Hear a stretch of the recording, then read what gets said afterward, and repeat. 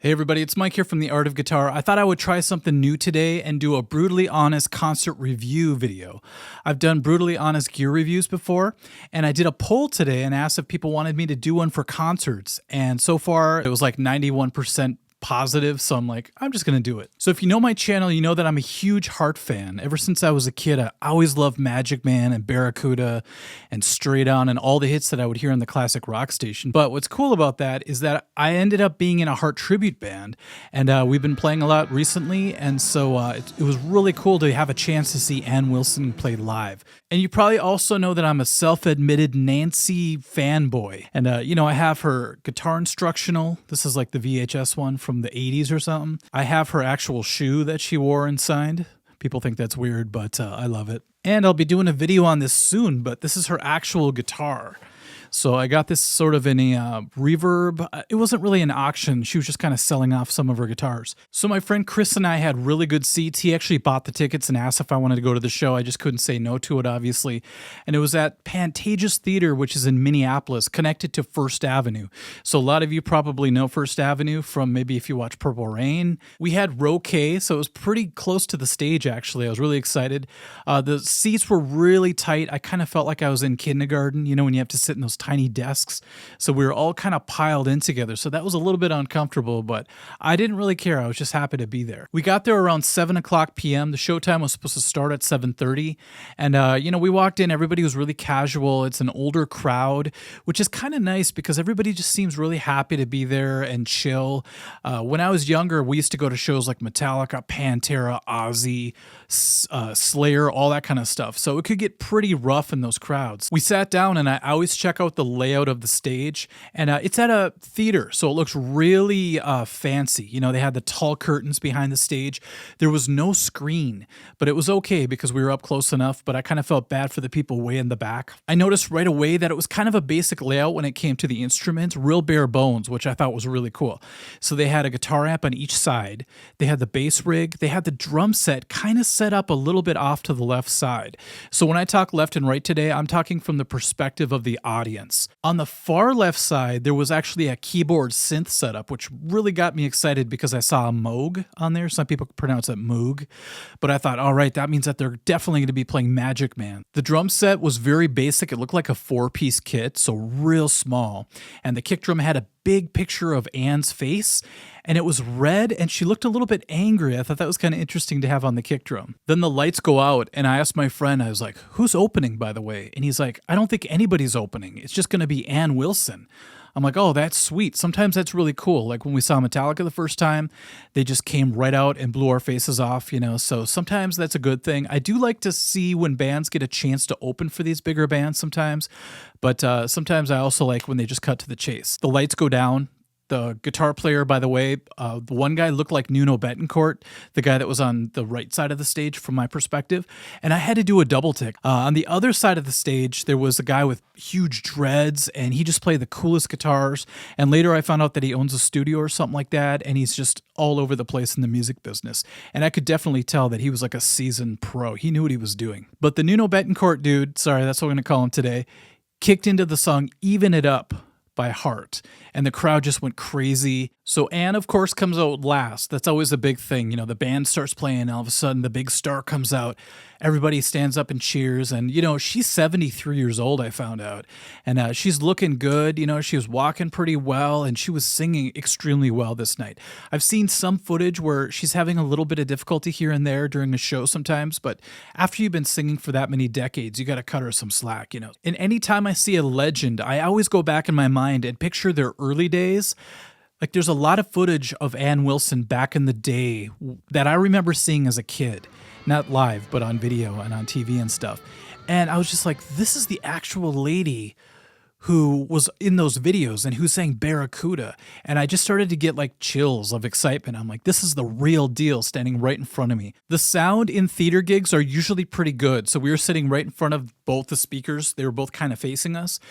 the sets of speakers, and it sounded huge. It had a great fullness to it. The drums would sound really, really great when the drummer was hitting them hard.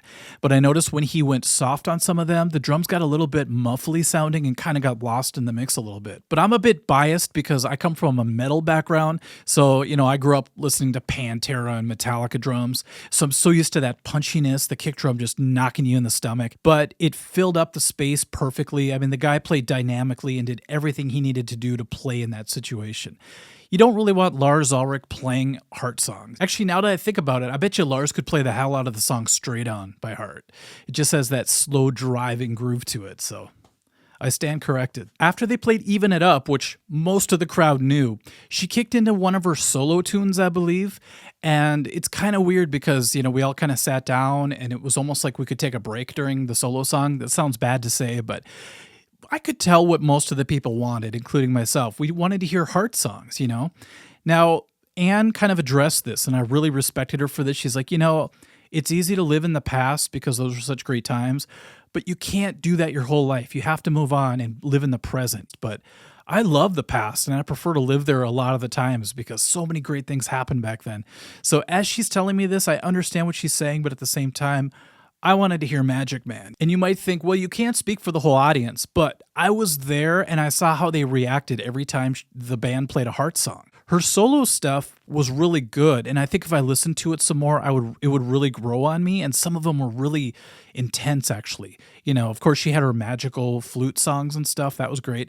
But when they went to drop D and got really heavy, I was like, yes, Ann Wilson has some real heavy solo stuff too, so...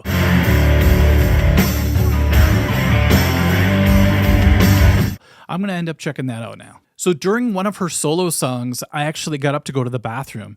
And I remember because as soon as I got to the stall, as soon as I started to go, I hear the first bend to Magic Man. And I'm like, oh my God, bad timing. So that must have been the fastest I ever peed. Sorry I'm being crude about this, but I'm just going to say it as it was.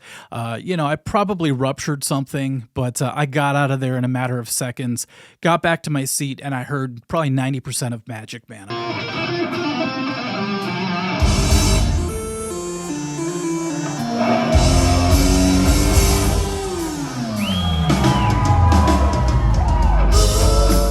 And then right after that, he holds a low note on the Moog, and the whole building shook. And I was just like, is that the synth? And my friend's like, yeah, that's crazy.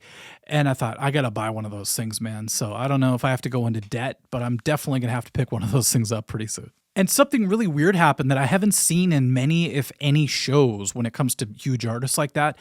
They played about 8 songs, and all of a sudden Anne's like, hey, by the way, we're going to take a quick break. We'll be back in 30 minutes. I thought that is so bizarre because usually you have an opening band and then that happens. But she basically opened for herself. So they played, I believe it was close to half the show, took a half-hour break. It was okay. I had to go get a drink and my friend was talking to people and stuff. So it was good to have a little bit of a space between sets. But it was really strange to see an artist do that. And I went to the merch table and I was a little bit disappointed in the selection. I didn't really care for the design of the shirt. It said Ann Wilson and Time Setter? Oh, I forgot the name already. Trip Sitter, sorry. Anyway, the design looked kind of basic, like something I could have made, just using some basic fonts or something. But whatever. I ended up buying a medium size of the darkest shirt that they had. Then the lights go down, we take our seats, and the band kicks into kind of this mid-tempo, sort of trippy sounding song with a lot of synth loops and stuff. And it was cool, but a couple songs later, they kicked into Immigrant Song by Led Zeppelin, and the whole crowd went crazy. And I thought, man, it might have been cooler if they would have started the second half of the show with Immigrant Song, because it would have just been like a banger right off the bat. Now, I'm not trying to question a legend or anything like that. I'm just saying that's my opinion. Then the Nuno-looking dude pulls out an acoustic guitar, and I got really excited because I thought, okay, they're going to play Crazy on You. And it's a little strange seeing somebody else playing the intro instead of Nancy, but he did total justice to it. He did this real tasty intro to it that was a little bit different, and then he kicks into it and everybody went crazy. Now, speaking of Nancy, of course her absence was felt. There's just something missing whenever you see the Wilson sisters and like one of them is missing. So if I went to see Nancy's solo project and Anne wasn't there, I'd feel the same way. It'd be like it's like an ingredient is missing in the entire recipe or something, and it just doesn't feel the same.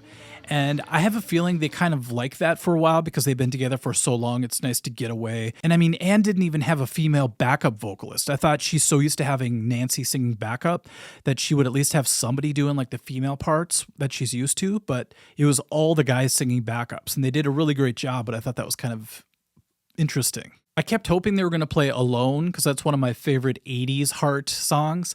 And all of a sudden they did kick into it, but they pared it down a bit and they did like an acoustic version of it. I was a little bummed out because first of all, I was happy that they were playing the song, but I really wanted to see the guy rip that solo. It's one of my favorite solos by Heart.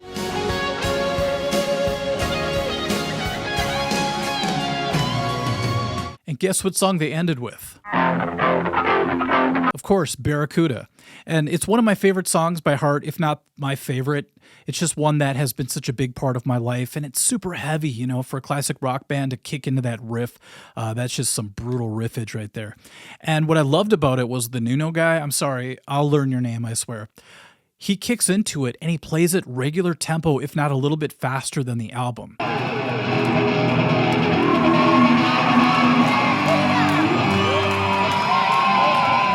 And that was a relief to me because I saw Heart play live, like I said, a few years ago, and they played it really slow. So it had this real grindy feeling to it, which was cool.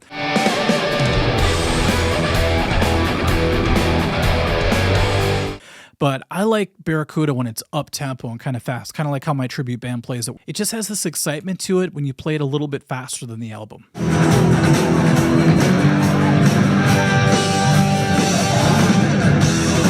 Anne did a really great job of kind of working her way through the very high notes because you could tell sometimes she didn't want to go up there.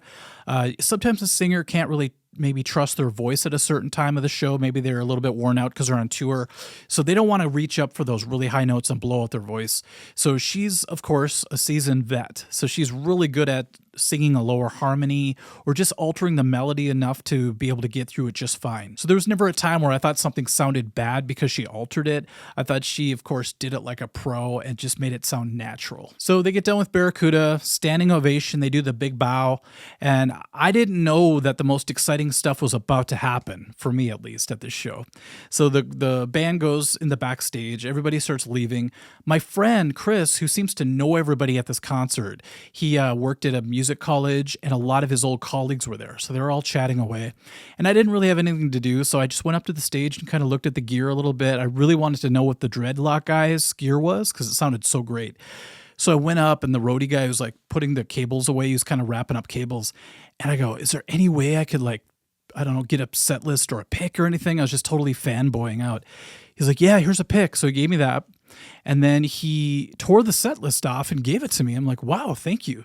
But the guy next to me, this older guy, he was like, I wanted the set list. You know, I was standing here before you. And I'm just like, too bad, dude. And so all of a sudden, the security guard, this guy that looked like Chris Farley kind of, he just starts clapping. He's like, all right, everybody, let's get going. We got to clear out of here or whatever. So I'm like, okay. So we all start to leave.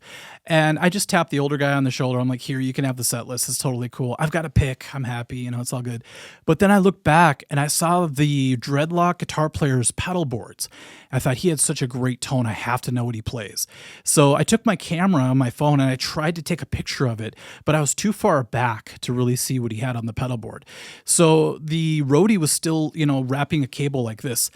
And I go, is there any way I could take a picture of the pedal board? And his hand motion, like, yeah, come on and do it real quick. So I started to like jump on the stage just with my foot and my hand. I didn't even get off the ground. I just put one foot up. And all of a sudden the roadie goes, no, you can't go on the stage.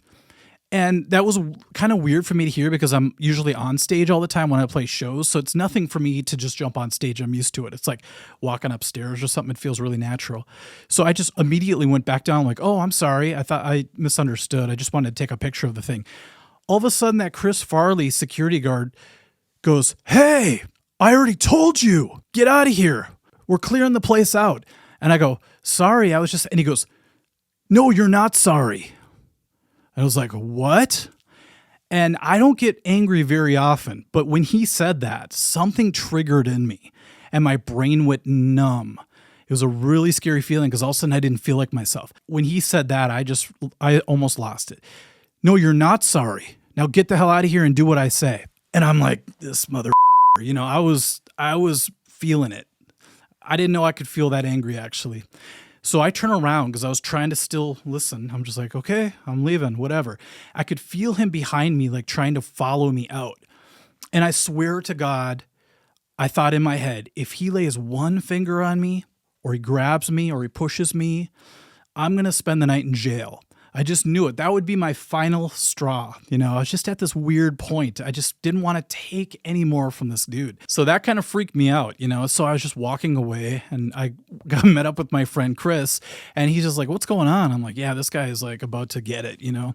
And my friend's like, just ignore him or whatever. It's cool. And all of a sudden the Chris Farley guy was not done yet. He comes up to both of us. He's like, I said, get out of here. And my friend, who's like the calmest dude in the world, goes, okay, dude. You know, he could even see that this guy was being a complete moron, you know? So we're just like, fine. And we left. So I was so happy nothing happened, but that was the closest I ever came to just losing it on somebody. I'm not trying to say that to sound like a tough guy or anything like that. I'm just giving you the honest truth of what went through my mind at that very moment. It was crazy. I have friends that do security. You know, when I train Brazilian Jiu-Jitsu, a lot of my friends there work those kind of jobs, bouncers, security, all that kind of stuff. But there's always that one guy, it seems like, that is like the Dwight Schrute guy or something that takes it way too seriously, kind of gets his ego inflamed when he does his job. He just feels like a tough guy all of a sudden. And man, I can't believe how much I reacted to that. I gotta chill. Sorry, this review kind of took a weird turn right at the end there, but I really had to give you a scoop of the entire night. If it's a brutally honest concert review, I have to tell you everything. So I'm glad I put that out there. So if I had to rate the concert, you know, from 1 to 10, I would say it was an 8, a solid 8. It was very enjoyable, every aspect of it, except for the few little things that I was talking about. You know, it makes it really difficult because I just saw Taylor Swift like 2.5 weeks ago or something, and that was such an insane concert, so many visuals and so much explosions and fire and everything that, you know, when you go and see a theater show, it almost seems dwarfed in comparison. But Ann Wilson and her legendary music and her voice and her presence and all that stuff, it really did live up to my expectations. Now, would I rather see Heart as a full band? Of course, but I'm happy anytime I get to see anybody in that band, you know, whether it's Ann or Nancy playing. So if Nancy ever comes to concert in Minnesota, I'll definitely check her out as well. I might freak her out a little bit though, because I might have her shoe with me and be like, can you sign the back of this too? And who knows, maybe that Chris Farley security guard will be there and he'll chase me down and it'll just be a bad thing. So maybe it's better I don't do that. All right, so that is my very first Brutally Honest concert review video. And if you enjoyed this, I'm glad. I'm going to be doing some more in the future. I might actually do a few concerts that I've seen recently, you know, even though it's maybe a couple weeks removed or whatever, but I still have it all in my head, so I'll be able to do a good review. And then I might actually do a review of my own concerts, the couple of them that I just did. One of them was like a hell gig. So I think it'd be kind of fun to talk about that and for a lot of you to hear about what really goes into playing some of these shows. Okay, everyone, thanks again for watching, and we'll catch you at the next video. Bye-bye.